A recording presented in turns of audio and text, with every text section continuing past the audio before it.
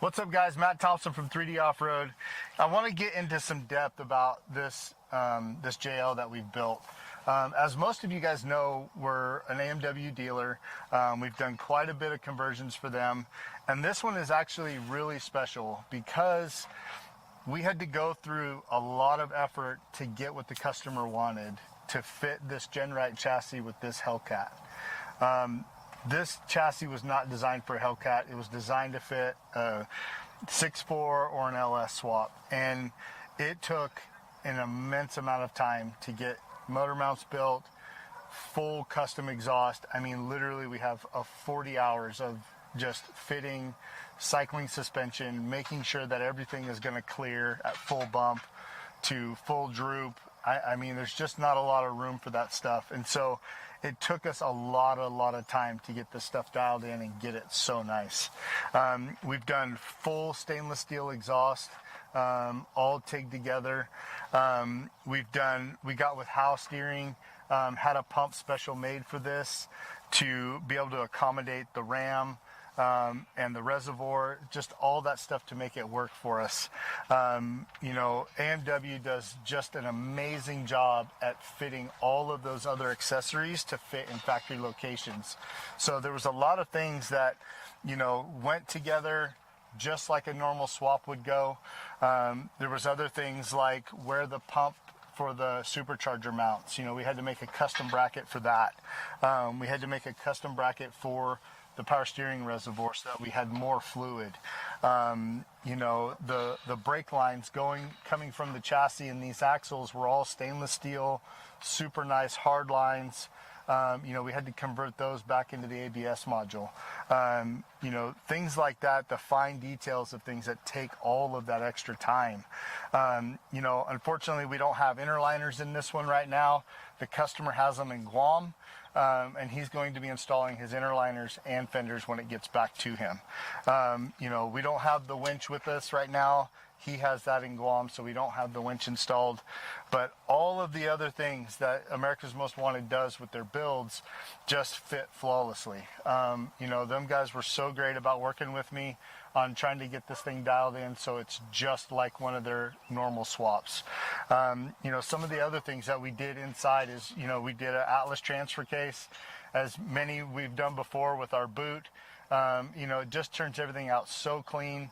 All the, you know, the lockers work when they're supposed to. Having that little bit higher range and low range really helps these motors when they're you know, when there's so much power there that you really don't need a 4-to-1 per se.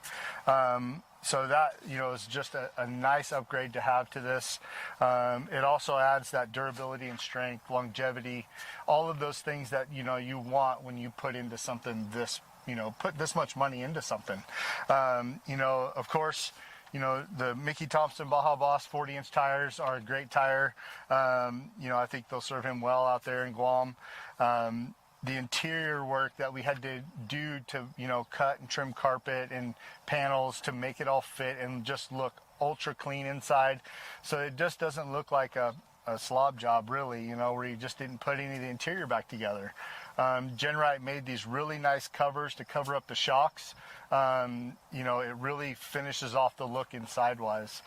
So they put a lot of effort into that, you know, thinking about all those things and how to make it just look so clean. You know, all of this stuff, the Currie Dana 70, it is, you know, something new for them. Super strong axles. You know, we put them on Collins from Built to Wander 392. You know, flawless.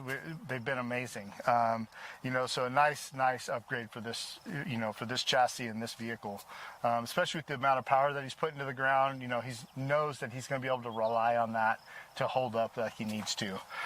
Some of the other things we did were we installed the Genright fuel tank that comes with the chassis, you know, plumbed all of that new wiring in. All the emission stuff is hooked up and working, you know, which Genright hasn't done yet. You know, they haven't gotten that far in their chassis yet. So, you know, now that we have all that hooked up and working like it's supposed to, you know, that's huge because, you know, in Guam they still have emissions there and they need that stuff to be working. So, you know, doing all of these fine details of stuff just takes so much time, you know, changing out the hood, you know, to make it clear and get some more airflow. That is all bonus things to do because, you know, you're trying to cool the motors off. These things run hot. You know, the radiator system does a very, very good job at just daily driving, out climbing. But anytime you can get more cooling, the better off it is. You know, so I really want you guys to look at all the details of, you know, how things went together, you know, what it looks like underneath, you know, just how tight everything is in this. And it just, you know, we took our time, made it look absolutely amazing. I cannot wait for you guys to start seeing all these details and how this thing came together.